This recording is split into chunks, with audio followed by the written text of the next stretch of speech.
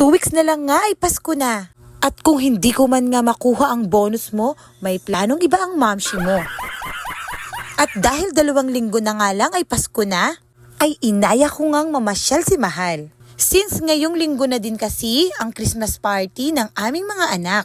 Dahil practical tayong mami, sa Unitap ko siya unang dinala. Dahil ika ko nga sa kanya ay di mauubos ang bonus mo dito.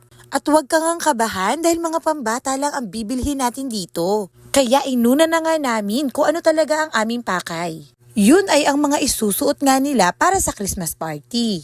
At in fairness nga, napakamura talaga ng mga paninda dito. Naku, pero teka, papayag ba tayong wala? At wala na naman ngang nagawa si Mahal. At sadyang matutulala ka na lang talaga.